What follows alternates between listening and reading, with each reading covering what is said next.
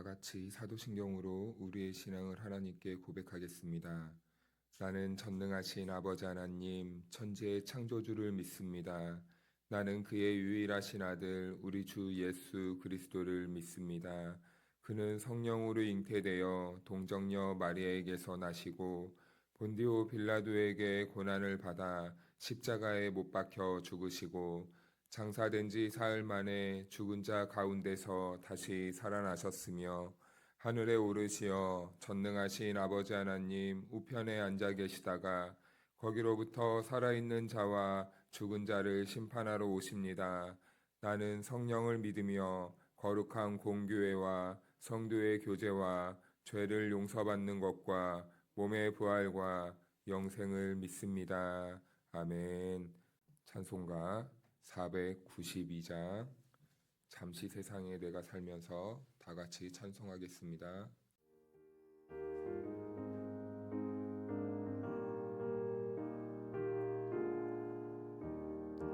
세상에 내가 살면서 항상 찬송 부르다가 날이 저물어 오라시며 영광 중에 나가리 열린 천국 문 내가 들어가 세상 짐을 내려놓고 빛난 면류관 받아 쓰고서 주와 함께 길을 살리 골짜기 더듬으면서 나의 갈 길 다간 후에 주의 품 안에 내가 안기어 영원토록 살리로다.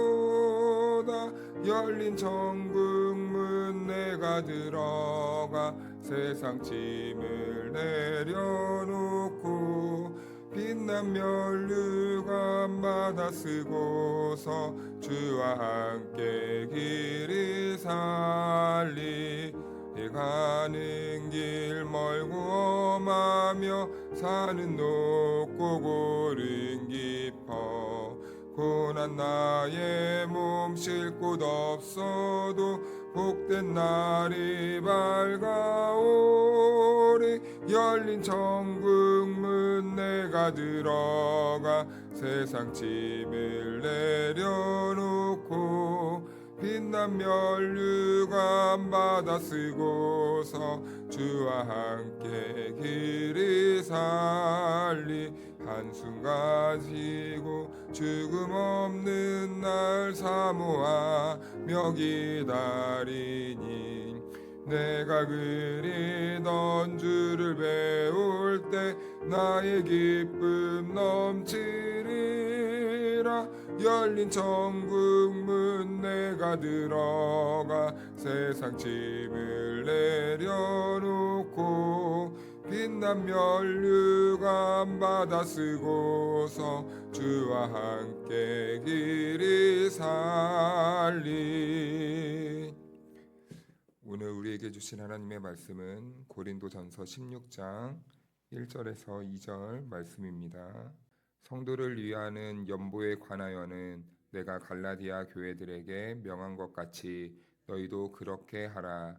매주 첫날에 너희 각 사람이 수입에 따라 모아두어서 내가 갈 때에 연보를 하지 않게 하라. 아멘. 할렐루야.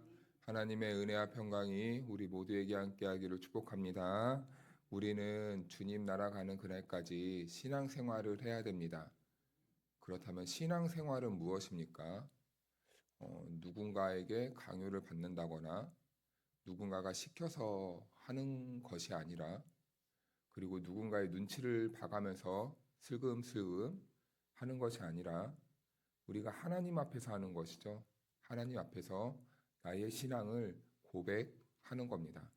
찬송을 하는 것도 고백하는 것이고, 우리가 봉사를 하는 것도 주님이 주신 은혜에 대한 보답을 하는 것이고, 우리가 말씀을 듣는 것 또한 우리가 하나님 앞에서 우리의 삶을 이렇게 살겠습니다라는 그 신앙이 담겨서 우리가 말씀을 듣고 순종도 하는 것입니다. 그런데 또 마찬가지로 헌금도 마찬가지입니다. 오늘날 일부 사람들이 이상한 말을 합니다. 헌금을 꼭 교회에 회비를 납부하는 것처럼, 꼭 교회에 헌금을 목사에게 갖다 바치는 것처럼, 이런 식으로 헌금을 오해해서 가르쳐서 삐딱한 신앙생활을 하게끔 하는 부분들이 있는데, 이 헌금은 해도 되고 안 해도, 목사 사람 입장에서는 해도 되고 안 해도 되는 것처럼 이렇게 말을 하는 분들도 있고, 그리고 이것을 우리가 하나님 앞에서 해야 되는데 하나님 앞에서 온전히 드리지 못하고 꼭 돈이 아까워서 이걸 돈이 아까운 측면으로 이렇게 접근하는 그런 또 사람들도 있다라는 겁니다. 그래서 우리는 이 헌금에 대한 오해를 잘 걷어내야 되고, 우리가 하나님 앞에서 신앙생활을 하는 성도들은 이 하나님 앞에서 하는 신앙생활, 그리고 이 헌금에 대한 이 정확한 의미가 무엇인지, 개념이 무엇인지, 우리가 왜 헌금을 해야 되는지에 대해서 제대로 인식을 해야 되는 거죠. 우리가 어제는 이 헌금에 대한 이 오해와 그리고 이 헌금에 대한 이 부담감을 이렇게 왜 느끼고 있는지, 왜 느끼는지 거기에 대해서 간략히 한번 나눠 보았는데, 그렇다면 이제 중요한 이 헌금에 대한 질문이 남습니다. 그렇다면 이제 성경이 말하는 이 올바른 이 헌금의 방식은 무엇인가? 헌금에 대한 이해가 바르게 서지 않는다면 이 또한 우리가 신앙생활할 때 또 하나의 큰 짐이 되고 이 무거운 짐이 무거워질 수밖에 없는 것이죠, 신앙생활이. 그래서 이 헌금의 본질을 이해하기 위해서는 이 헌금이 본질을 바르게 이해하면 이제는 이 헌금이 부담이 아니라 우리가 성도로서 은혜를 흘려보내야 되는 측면이 무엇인지 깨닫게 되면 이것이 이제 우리에게 또 다른 신앙생활의 즐거움이 될 수 있는 것이겠죠. 그래서 오늘은 말씀을 통해 이 헌금의 본질이 무엇인지 다시 한번 우리가 인식을 하고 우리가 다시 본질로 돌아가서 하나님의 은혜 안에서 우리가 이 헌금 생활도 해야 되겠다라는 것을 살펴보려고 합니다. 그래서 1절 말씀을 보면은 성도들을 위하는 연보에 관하여는 내가 갈라디아 교회들에게 명한 것 같이 너희도 그렇게 하라, 이렇게 말씀하고 있습니다. 바울은 가장 먼저 이 헌금의 성격을 성도들을 위한 헌금이다, 연보다라는 것을 말을 해주고 있어요. 여기에 헌금의 본질이 담겨 있는 거죠. 헌금은요, 교회에 쌓아두는 것이 아닙니다. 헌금은 교회에 적립해 놓는 것이 아니에요. 헌금의 가장 중요한 목적은 흘려보내는 데 있는 것입니다. 그런데 오늘날 일부 교회에서는 헌금을 많이 쌓아두는 그런 모습을 보이기도 해요. 그리고 이 성도들의 헌금을 가지고 많이 모아놔서 그리고 투자를 하는 경우도 있습니다. 이것은 약간 좀 저는 무리가 있는 모습 아닌가라는 이런 생각을 한번 하게 됩니다. 그리고 이 헌금을 가지고 그리고 교회를 짓기 위해서 또 열심히 쌓는 교회가 있어요. 교회 건물은 있어도 되고 없어도 되는 우리의 이 편의에 따라 있는 것이지, 이것이 목적이 되는 헌금이라면 이거는 올바른 헌금 생활이 아니다라는 거예요. 그래서 이 헌금은 우리가 교회에 돈을 쌓아두고 모아두고 하는 게 아니라 최대한 있으면 있는 만큼 흘려보내는 데에 우리가 집중하는 게 올바른 헌금 생활이다라는 거예요. 그래서 우리가 헌금을 할 때 또 많은 이 선교지에도 보내고, 또 교회 안에 어려운 이런 형편을 당한 성도들이 있다면 흘려보내기도 하고, 또 교회 안에 또 애경사가 발생하게 되면 흘려보내기도 하고, 그리고 또 교회 안에 그 다음 세대를 양육한다거나 아니면 성도들의 어떠한 이 활동을 위해 또 필요하다면 흘려보내기도 하고, 그런데 또 일부 어떤 교회에선 소문으로만 들었는데 교회 그 재정 비축을 위해서 열심히 돈을 썼는데 교회 학교에 예산이 떨어진 거예요. 그러면 그때 교회는 교회 학교에 예산을 지원해 주는 게 맞습니까? 아니면은 우리 교회 올해 이만큼 쌓아놔야 되니까 이거는 적립해야 된다, 그래야 됩니까?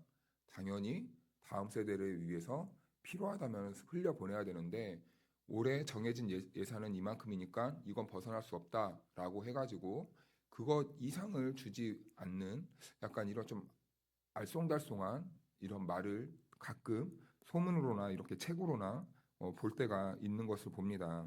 그런데 이 헌금의 목적은 철저하게 흘려보내는 것이다. 성도들을 위해, 그리고 다음을 위해, 그리고 어려운 이 사람들을 위해 계속해서 교회는 이 물질을 흘려보내는 것이다 라는 거예요.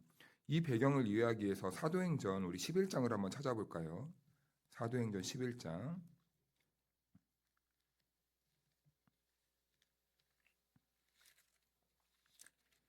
28절에서 30절 말씀입니다. 사도행전 11장. 헌금이 매우 아름답게 쓰이는 모습을 우리는 사도행전에서 보게 됩니다.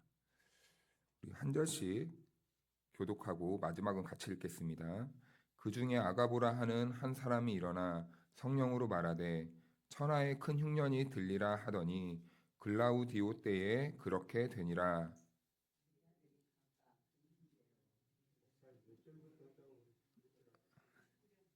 28절부터 읽자고 했습니다. 네, 잘 못 들어서 못 듣게 해서 죄송합니다. 다시 읽겠습니다. 제가 먼저 읽겠습니다. 그 중에 아가보라 하는 한 사람이 일어나 성령으로 말하되 천하에 큰 흉년이 들리라 하더니 글라우디오 때에 그렇게 되니라.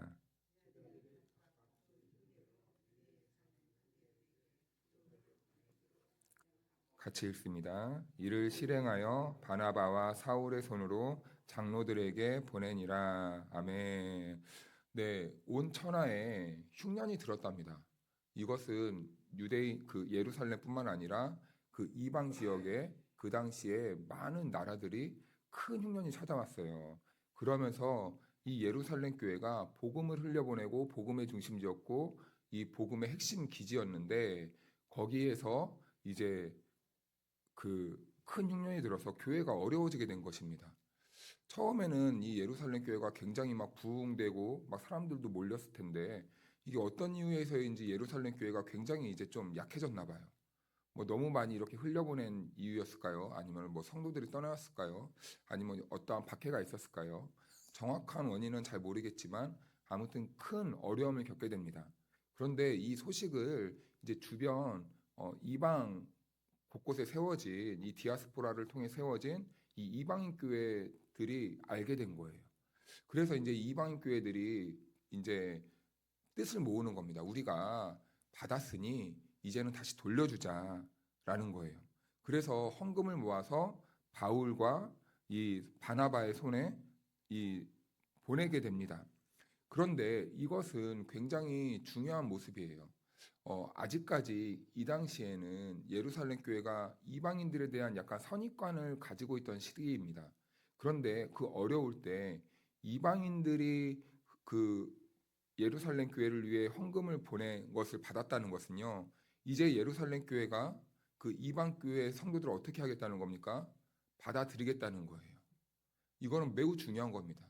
원래는 이 유대인들은 이 이방 사람들을 볼 때요, 좀 이런 말씀 드려서 죄송하지만 개돼지 취급을 했었잖아요. 사람 취급도 안 했었어요.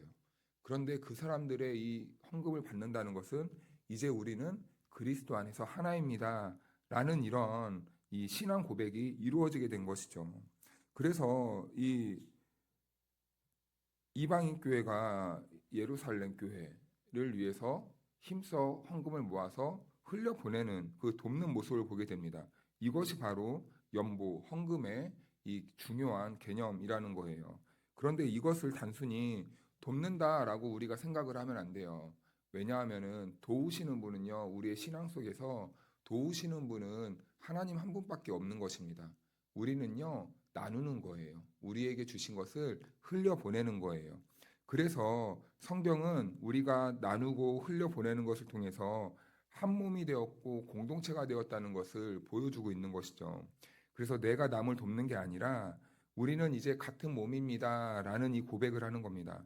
그래서 이 헌금이라는 것은 우리가 단순히 돈을 내는 게 아니라 이 돈을 통해서 우리가 누군가에게 흘려보냄으로써 우리 교회는 당신과 한 몸을 이루기 원합니다. 당신과 하나 되기 원합니다. 라는 이 신앙 고백으로 드린다라는 거예요. 그래서 헌금은 단순히 우리가 물질을 낸다거나 물질을 이동시키는 것이 다가 아니라 이 물질을 통해서 성도와의 교제를 하는 것이고 이웃과의 교제를 하는 것이고 공동체의 연합을 이루는데 필요한 도구로서 사용되는 것이다라는 거예요. 그래서 이제 2절을 보면은 이렇게 말씀을 합니다. 매우 첫날에 너희 각 사람이 수입에 따라 모아 주어서 내가 갈 때에 연보를 하지 않게 하라. 아멘. 이 한 절 속에도 중요한 원리가 담겨 있는데 매주 첫날에라는 말은 원래는 유대인들은 안식일 금요일 저녁부터 토요일 이 저녁이 되기 전까지 안식일을 지킵니다. 그런데 여기에 첫날에라고 해요. 왜냐하면은 처음에는 그리스도인들도 유대인들과 함께 안식일 날 예배를 드렸었어요. 그런데 이제 이 한 공간에서 한 날에 안식일을 지키다 보니까 세력이 조금 더 이 당시에 강했던 유대인 사람들이 그리스도인들을 박해를 하기 시작하는 겁니다. 박해를 하기 시작하니까 이제 이 그리스도인들 어떻게 됩니까? 밀려나는 거예요. 자리를 사용하지 못하게 되는 거예요. 한 예배를 못 드리는 겁니다.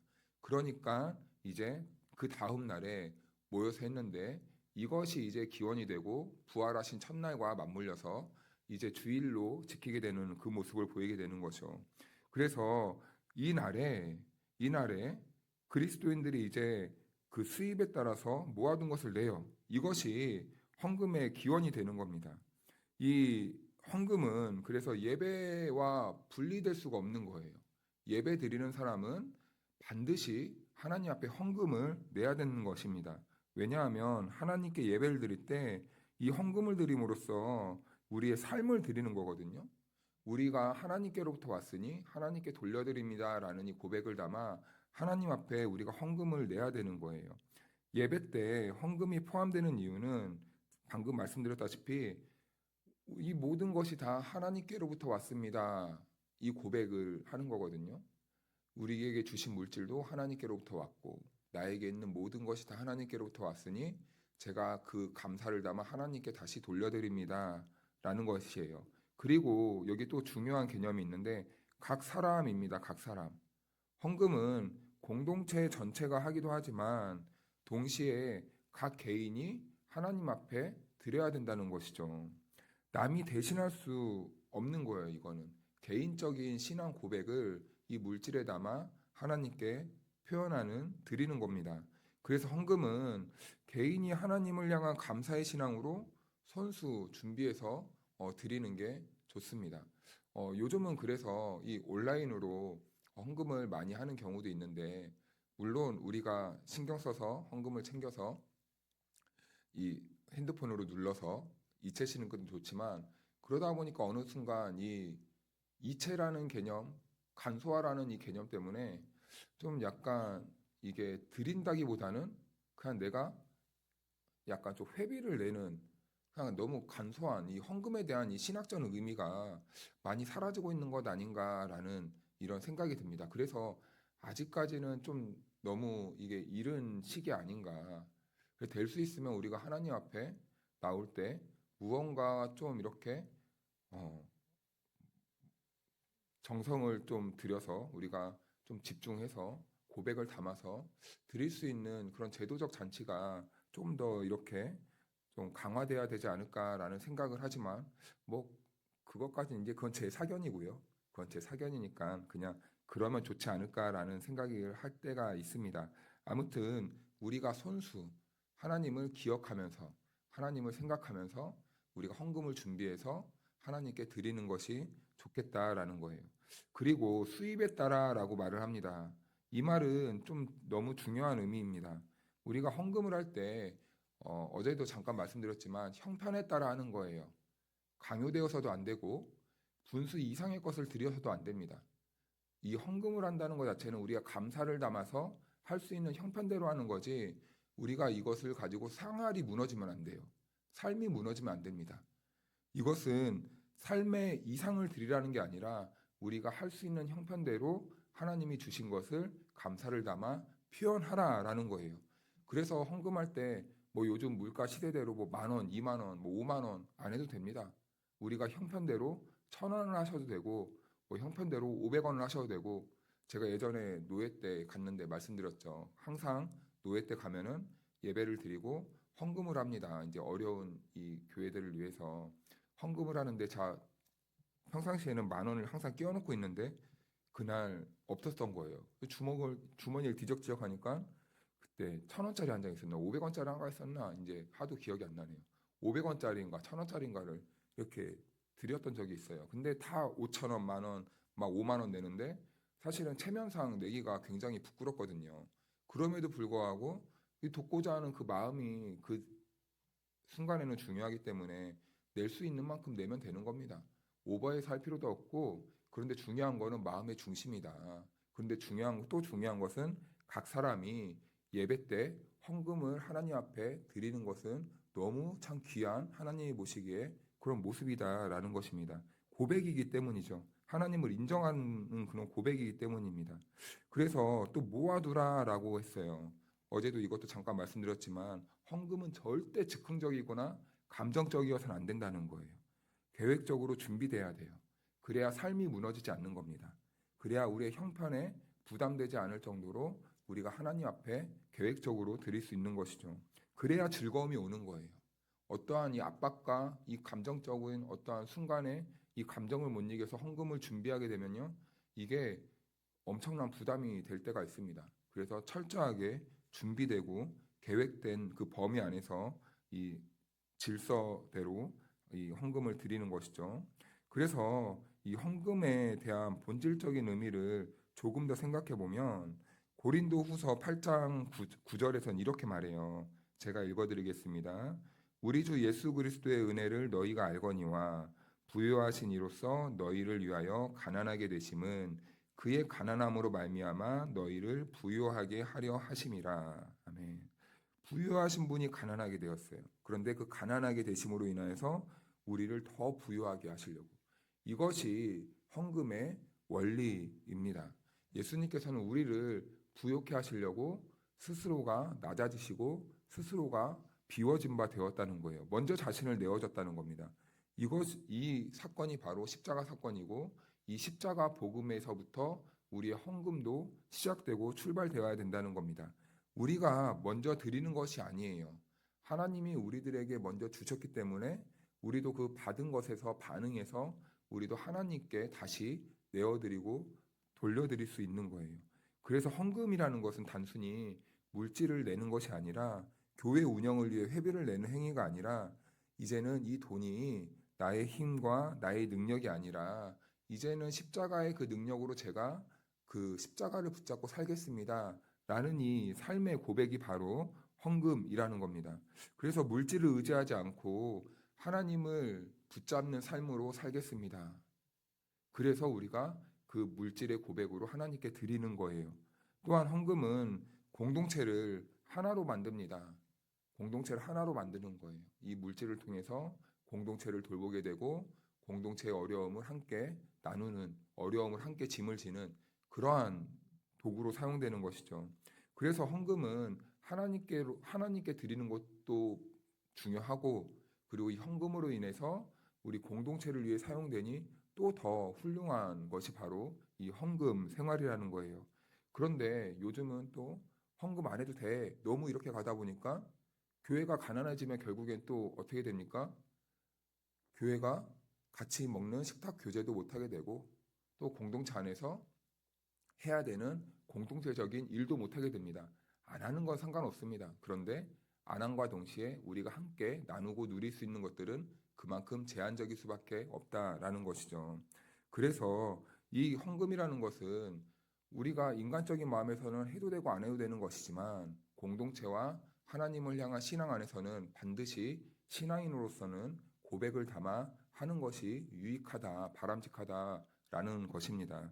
그래서 헌금은 단순히 이 드린다는 그리고 내가 물질을 낸다는 그런 개념이 아니라 성도들을 살리는 나눔이라는 것을 기억하셨으면 좋겠습니다.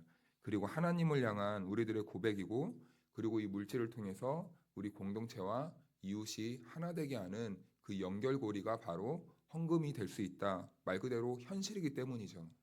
이상을 현실로 만들 수 있는 도구가 바로 이 물질, 헌금이기 때문입니다. 그래서 우리는 이 헌금 때문에 부담을 안 느끼셨으면 좋겠어요. 다만 서두에도 말씀드렸다시피 우리의 신앙 고백이 되었으면 좋겠습니다. 억지로 드리는 것도 아닙니다. 사람을 의식하지 않으셔도 됩니다. 그럴 바에는 차라리 자기의 신앙을 위해 안 드리는 게 오히려 하나님과의 이 관계에서 더 유익합니다. 그러나 그런 것들을 초월해서 이제 하나님 앞에서의 신실한 신앙생활로 나아가셨다면 눈치 보지 마시고 사람들 이렇게 의식하지 마시고 그리고 하나님께 드릴 수 있는 만큼 형편에 따라 믿음으로 드리는 저와 여러분들이 되었으면 좋겠습니다. 사랑하는 여러분, 우리가 신앙생활을 하는데 걸림이 되어서는 안 됩니다. 그 중에 하나가 바로 헌금 생활이라는 거죠. 우리가 다시 하나님께 온전한 드림을 할 수 있는 헌금 생활을 회복했으면 좋겠습니다. 이 헌금은 우리들의 물질뿐만 아니라 우리들의 시간도 되고 우리들의 또 다른 삶의 여러 가지 모양이 될 수도 있을 것 같습니다. 우리가 하나님께 온전히 드림으로 하나님이 기뻐하시는 그러한 신앙생활을 하게 되는 저와 여러분들이 될 수 있기를 축복합니다. 기도하겠습니다. 사랑과 은혜가 풍성하신 하나님 아버지, 오늘 말씀을 통해 우리의 마음을 다시 한번 돌아봅니다. 혹시나 우리가 신앙생활을 하면서 사람의 기준과 시선 때문에 하나님께 드려야 하는 이 헌금을 부담으로 여기며 하나님 앞에서가 아니라 사람 앞에서 우리의 믿음과 신앙이 흔들렸거나 흔들리고 있다면 우리들의 연약함을 붙잡아 주시고 다시 십자가 복음으로 돌아가 회복되는 은혜를 허락하여 주시옵소서. 다시 겸손한 마음으로 말씀 앞에 돌아가게 하시고 주님이 우리를 위해 먼저 사랑하는 아들을 내어주셨듯이 우리 손에 있는 물질 그리고 나아가서 우리들의 시간과 삶을 다시 주님 나라를 위해 사용할 수 있도록 허락하여 주시옵소서. 우리가 주님께 드린 물질과 삶을 통하여서 하나님의 사랑이 흘러가는 그 복도 허락하여 주시옵소서. 우리 성도들의 삶을 붙잡아 주시기를 간절히 원합니다. 각 가정의 피로를 채워주시고 수고하는 모든 손길 위에 우리 주님이 은혜를 더하여 주셔서 감사의 열매가 풍성히 맺어가는 우리 성도들의 삶이 될 수 있도록 도와주시옵소서. 하나님 아버지, 이 시간 여러 가지 기도 제목으로 기도하는 성도들의 마음을 헤아려 주시기를 원합니다.